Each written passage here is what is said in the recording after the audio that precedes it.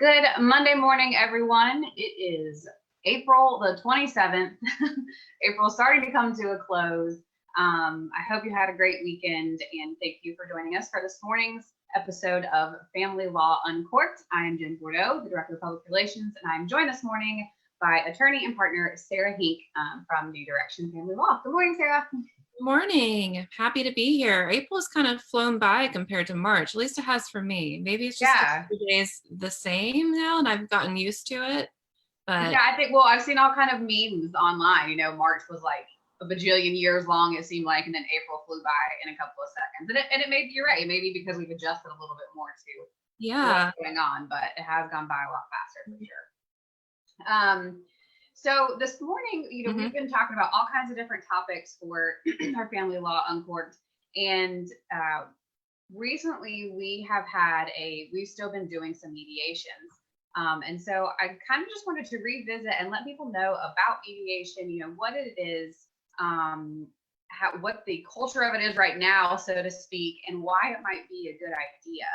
And so I thought we'd start by talking about North Carolina courts, and we know that things have been continued out. And I know there's been a couple of orders that have come out, but can you just speak a little bit to that as to what the status of the court is currently? Yeah, and we get new directives every few weeks and such. And I think Chris did an excellent Facebook Live on the court closures and what's going on with that. As of right now, everything that is currently on the court calendar prior to June 1st is going to get continued out, and they're still going through that. Like, the court is very backed up just handling these continuances because their staff is running a skeleton staff at the courthouse. Then they're working from home when they can. So obviously just taking that into consideration, getting new dates for the cases that are being continued that are set before June 1st. We are starting to see that there's going to start doing summary judgment divorces if they qualify virtually. And then, this is just a slow rollout of things that are going to be happening virtually, and, using Zoom or WebEx or likewise video conferencing. And that's, mediation's been a little bit smoother to adjust to because it's in the hands of private attorneys to handle and not a big court system. But definitely check with your attorney and see the status of your case and what to expect if you were scheduled for a court hearing before June 1st. So with some of these hearings that are being continued, and at first it was continued, was it May? First it was April, right? Sometime in April. I think it was April 8th because no one had any idea what was going to happen with COVID. And, still it's kind of a touch and go situation, and seeing what the governor's having to say, what other states are doing.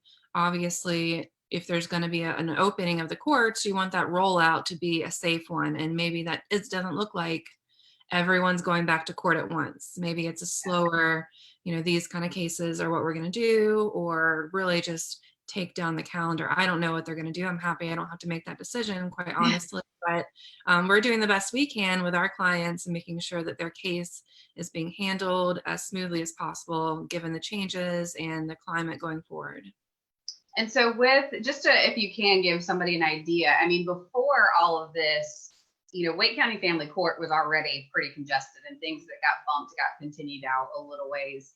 Have you gotten any new court dates for hearings that have been continued per the order that came from Chief Justice Beasley? That, how far out have they been continued if you have gotten a new date? Just as an example, to give people an idea.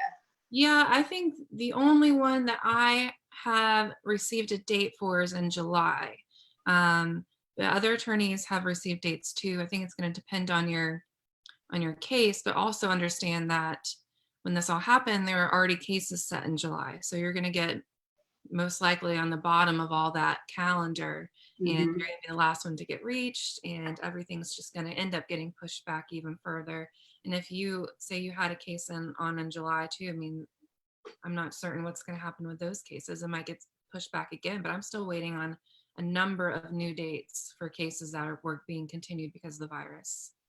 Yeah, and I think one of the other legal team members in the office, they mentioned a date that had gotten pushed out to like January of next year. So there's so much uncertainty surrounding it and what's going to happen with hearings. And we understand that some cases just aren't going to go through an alternative, way of trying to settle things and come to an agreement. But now more than ever, mediation, which is what we really wanted to focus on today, is a good alternative. Again, assuming that it is an actuality for a particular situation. So with that being said, talk a little bit about mediation, just in general. What is it? Who are the parties involved, the players involved? What does that look like? Well, there's different forms of mediation, and just even specifically in family law, you have your court mediation. That's when you file for custody, and the state mandates that you go through a court-ordered mediation process, and in that one, you're usually in the court, and it's going to be you and the other parent and the mediator all in the same room. Now they are still doing that, but except you're virtual. So it's going to be the same. You still have to do it if you filed for custody during this time period, and you're still going to have go through the court orientation process for that. And we are just emailing instructions to our clients on how to set that up virtually. Then the other type of mediation is the private mediation, where we accompany our clients. Typically, this is before the virus, we would accompany our clients to the mediator's office, where we would be, my client and I would be in one room, and the opposing party and their attorney in a different room. And the mediator is a third party neutral who goes back and forth and tries to, really work the parties to understand both sides and come to an agreement. And they're a very helpful third person to have involved in your case. A lot of times they play devil's advocate. They look at your evidence and, talk to your attorney, and everyone communicates about what your likelihood in court is, your case, your pros, your cons, your best case scenario, and then takes, your offer to the other side, who then does the same process. Really trying to understand, what's important to, the wife, the mother. Might not be the same thing as what's important to dad, the husband, and let's use that and figure out how to craft this settlement that works for everybody, so you can move on and not have to go fight about this in court and have the judge decide, who doesn't know you, who will just listen to a few hours of testimony. And a lot of times that testimony is, not really good for anybody in the case, quite honestly. So it's very useful, and I think that it's always worth a try. If you file for certain things in court, if you file for equal distribution, which is the division of assets and debt in your marital estate before your separation, then you have to go to private mediation anyways. So why not give it a try while we're all just sitting around? And we have now changed things. Everyone's not in the same office, obviously. It's virtual. There's been different setups with the attorney being in the mediator's office and having their client on Zoom with them like this. And then the mediator would go into the other room, the other attorney that has their client on the Zoom. There's been all virtual, where all parties are meeting in a conference like this, a visual conference, and the mediator will tap in and out of different Zoom conferences or WebEx or whatever virtual source they're going to use for this. So there's been very crafty ways to do this. And I think slowly but surely, eventually, we're going to get back to the way things were before, but we can do it now and might as well.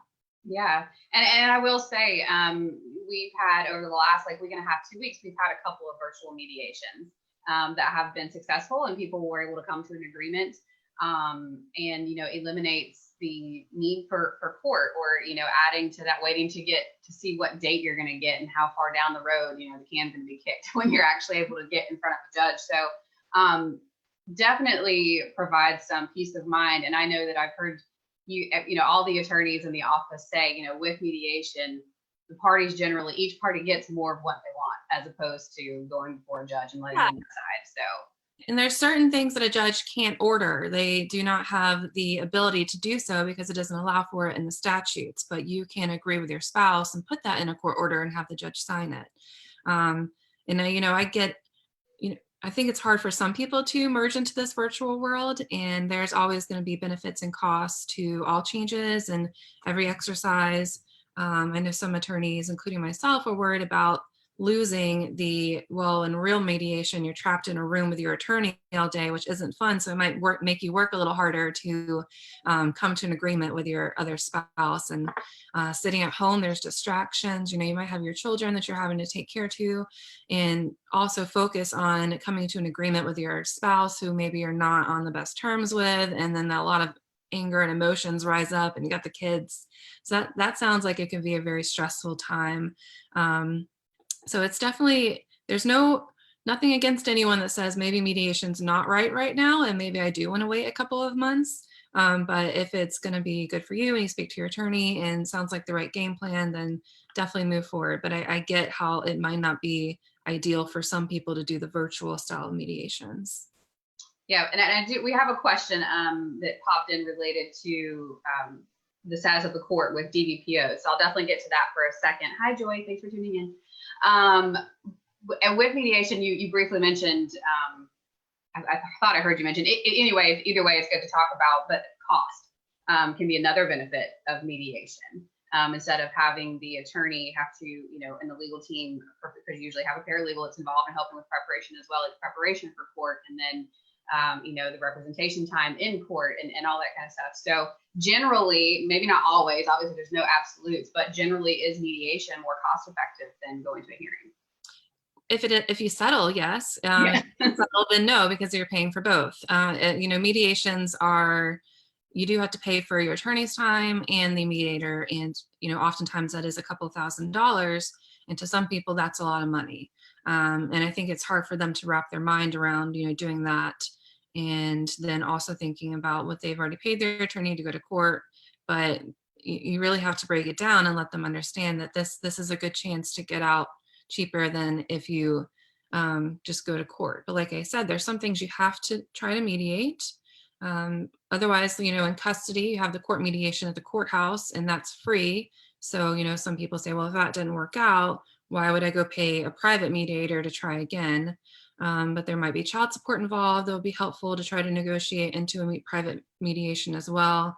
And also, it's the different setup really helps. I mean, when you're sitting across the table from your ex-spouse or co-parent that you're not very happy with, and you're going to court, you might not be able to work as hard as if you're in a different room and you have someone with you to explain your legal rights and what to expect in the courthouse. Right. And with that mediation, because a lot of times the court mediation, whenever you file the custody claim, that doesn't address child support at all, right? They just do custody. They don't do any financials in that mediation, correct? Correct. So that's another thing. Generally, when the custody is involved, there's likely some sort of child support involved. So all kinds of things to think about with a mediator, and that's why it's so important to discuss with your attorney to see if it's a realistic possibility. And like you said, it's kind of always at least worth trying and opening this discussion about coming to an agreement. And you can settle some terms and not others, right? So if you're in a mediation, you can come to an agreement on at least the property side of it, or spousal support, or custody arrangements. At least that's something that's settled in less time in court, so to speak. Right. Quick question that Joy posed up here was, what's happening with DVPOs? Are they still doing the 10-day return hearings? What's the status on that? Yeah, they're definitely still doing the 10-day return hearing. The cases they're hearing are connected to due process rights, and obviously they can't just by statute leave these ex parte orders out there without a return, but they just limited the time that the courthouse is open, that the time they have to do these things. So if you're going to file, go after 1 o'clock to the courthouse and bring it up as usual. I don't think Interact is doing anything with the filings right now. And then they'll set the return, and that'll be at 9 a.m. like it typically is. So they're still doing the little bifurcated days of the DV court. But that is pretty much operating as it was before. Obviously, if you're going to go to the courthouse, take all necessary precautions, wear a mask. If you have gloves, wear gloves, bring your hand sanitizer, because there will be other people there on the 5th floor dealing with these DVPOs.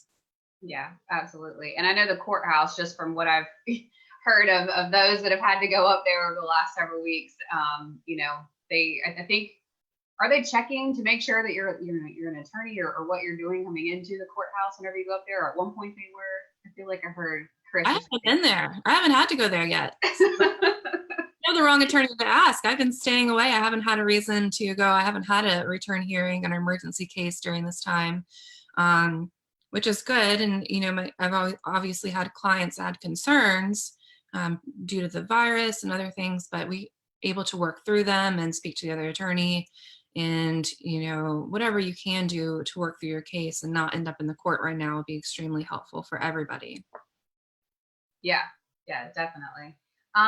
So I guess anything else about, during this time as far as, I know that we're all just uncertain. We don't know, well, not just for courts, but for the purposes of this discussion, we don't know, the attorneys don't know, the law firms don't know exactly what's going to happen. So, like you said, the cases that have been bumped out to July, not even sure that that's actually going to be heard. I mean, we're all just rolling with the punches as we go along and figure all of this out. So, any other, tips or suggestions or anything as far as mediation is concerned? I mean, we're doing it, we're here, offering, to still, do mediations and, like you said, being virtual. I think the majority of them going forward will be, I know we had the one that was like semi-virtual, but the majority will be all virtual.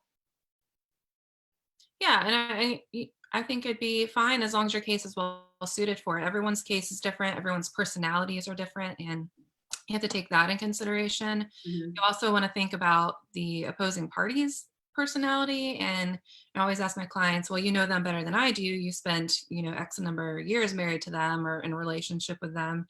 Do you think that this is going to be a conducive environment for them to work through this? And the answer might be no. And if that's the case, you don't want to waste your time and money if you know that they're not going to be able to handle that. And I have clients who are not so tech savvy and some who are. So you just got to make those decisions on a case by case basis. And I think it's a great time to practice our ability to be comfortable with uncertainty because we don't have it. And there's a lot of things out of my control as your attorney. And that's very frustrating. And I get that. But we're going to do the best we can to make sure that we stay on your case and we all stay proactive and, being cost benefit, throughout this whole process here. Great. And I just thought of another question that we actually get pretty frequently is with mediation, you mentioned that, that it's, you and your client, the other attorney and their client, and then the third party neutral. Are mediations conducted if the opposing party is not represented by an attorney? Some mediators will do that. Some will not. Depends upon the mediator.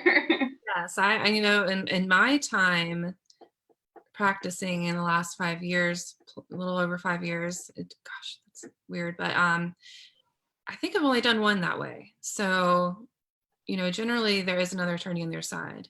And I get that it's helpful to have because it can be a very stressful process. So to have someone going through that process, your attorney, is extremely helpful to help regulate emotions and keep you focused on the task at hand.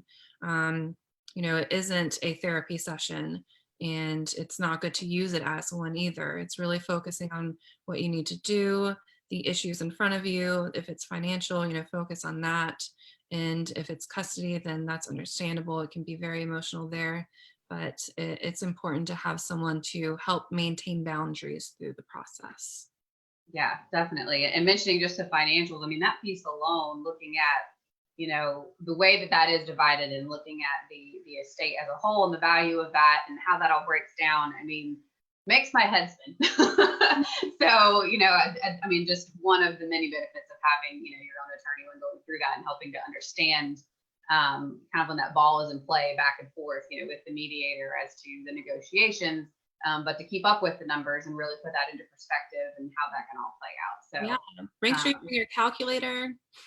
Yeah. And obviously, if you're virtual, you're going to have a laptop or something right in front of you, but it is helpful to, have spreadsheets. I bring my laptop to all mediation so I can crank out some, Excel spreadsheets if I need to really help people understand things differently. People like to hear it. They like to write it out. They like to see it. So whatever we can to help our clients understand in the way that they think. I mean, part of our job as attorneys is to be teachers and to help people understand the law and how it applies to their case. So we do all we can. Yeah. calculators. I mean, even if it takes 5 people to get the math equation right, we will do it. That's right. Whatever it takes. That's awesome. Well, thank you for joining me this morning. And for those watching, or if you know someone who, maybe they've had a hearing date and it's been continued, and there's no end in sight as to when that actually may happen, and they want to reconsider mediation, please have them or yourselves reach out to us. You can reach us the normal ways. Our main office number, 919-719-3470. Through our social media avenues, through our website. We are accessible, and we will get you squared away with an initial consultation to help determine if mediation is a good fit and option for you in your particular situation. So again, Sarah, thank you for joining me on this Monday morning. Thank you. And we'll talk soon. Everyone have a good Monday and a good week. Good week.